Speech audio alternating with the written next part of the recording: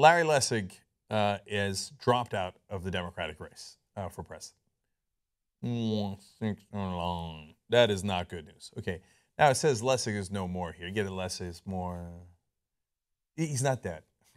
He exists as a person. Okay, he gave this a great effort, 57 days, and that doesn't really describe it and do it justice because this is obviously a huge long shot for him. He's a Harvard law professor. He's the godfather of the campaign finance movement.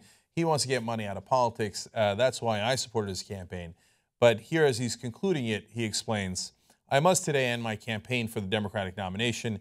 It is now clear that the party won't let me be a candidate, and I can't ask people to support a campaign that I know can't even get before the members of the Democratic Party, or to ask my team or my family to make sacrifice even greater than what they've already made. Okay. So let me give you context on that. He comes in, he says, I'm basically a single-issue candidate here. I'm going to make this a referendum on getting money out of politics.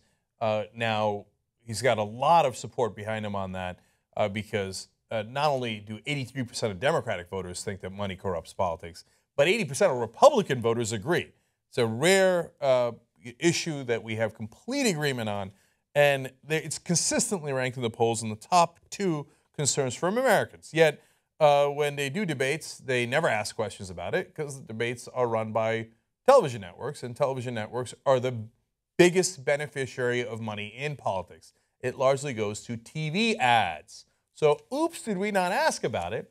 And so Lessig came in trying to make this an issue, and one of the ways that you do that is by appearing in a debate and discussing it. So what did the TV networks and the DNC decide to do? Oh, I got an idea. Let's just change the rules so he can't get in the debates. Now, initially they said, hey, if you poll at 1% nationally, you'll be allowed in the debates. Now, remember that several of the candidates, some of whom have already dropped out, like Jim Webb and Lincoln Chafee, were barely at 1%. They were right around that number. Now, in one poll that included Larry Lessig, he was at the same number. Boom, he's going to get included. That's great. In fact, here, let me give you all the background on it. He managed to raise more than $1 million in contributions, attract some well-known Democratic operatives, and even run a TV ad, but was never taken seriously. That's MSNBC reporting on that. Now, wait a minute. If you raise more money than a couple of the official candidates, the ones that got let into the debates, I thought that was one of the factors to be taken seriously. They say, if you don't raise money, no. Oh, okay, you have more money than some of the candidates. You've hired some of the Democratic insiders. So before they were saying, no, you don't, it's not legitimate. We don't know you in our circles, which is nonsense. Everybody knows who Larry Lessig is in Washington and in New York. They know that he led this campaign. They know he led campaigns in favor of net neutrality. He's been around for decades. He's a very respected figure. So they ran out of excuses. So now he's getting 1% in the polls, or he was. So what did they do? Oh, I got an idea. Let's make sure that his name is not included in the polling anymore. Well, if your name's not included, you can't get the percentage you need, right? Well, that's a very clever trick. So at this point, Lessig throws in the towel saying, well, look, if they won't even put me in the polls, what chance do I have? And how long am I going to ask people that are working hard on this campaign, my family, contributors, everybody else that works so hard for this to keep going when we know the Democratic Party will not put us in the debates and neither will the networks. So this is the state of our affairs in America. This is the machine. So when I talk to you about how China has a Politburo and they select who you get to vote on, and they did this in Hong Kong, there's nearly a revolution over it. Street protests that measured in the tens of thousands, hundreds of thousands in some instances when you put in all the protests. So an enormous movement in Hong Kong to protest. How dare you limit the people that we choose from? That's not a real democracy. Well, here we have the networks who gain from money in politics, and the Democratic Party, which loves the system because they're the ones who also get rich off of it, decide to exclude one candidate who qualified by every other measure. Why? Well, he wanted to get money out of politics, and that's how they all make money. So are we really any different than the Chinese? The Iranians, they have ridiculous mullahs decide who you get to vote among, right? And then there's an election, and sometimes the favorite of the mullahs, the one who's most conservative, doesn't win. Recently, a more moderate mullah won. But we find that ridiculous, and we say, of course, that's not a democracy. The elite in their country, which happens to be the mullahs, decided who you would get to vote on. Well, that's exactly the system we have now. Larry Lessig, even if you call this a defeat, and obviously it is, he didn't become president when he was running for that. He didn't get the nomination.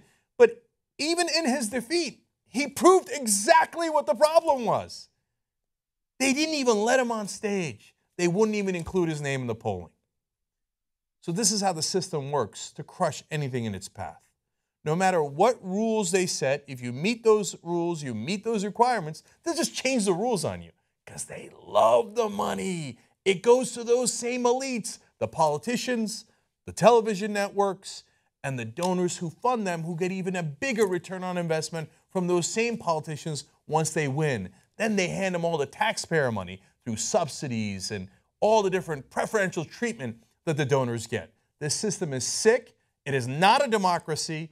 And the one guy who tried to prove that you could get back to a democracy was crushed by the system. So now you know what the real state of affairs is. Look, you know what I think if you've been watching this show for a long time. Luckily, we don't need a president. We don't need Washington at all.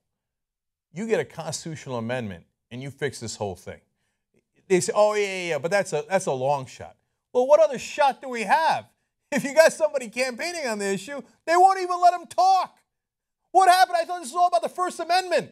Oh, my God, my right to speech. That's why the Koch brothers claim that they can pour in billions of dollars into the campaign because of their right to speech. When a guy actually wants to talk, they don't let him talk. Okay, that's how insane the system is. But I'm telling you, the Founding Fathers were geniuses beyond compare.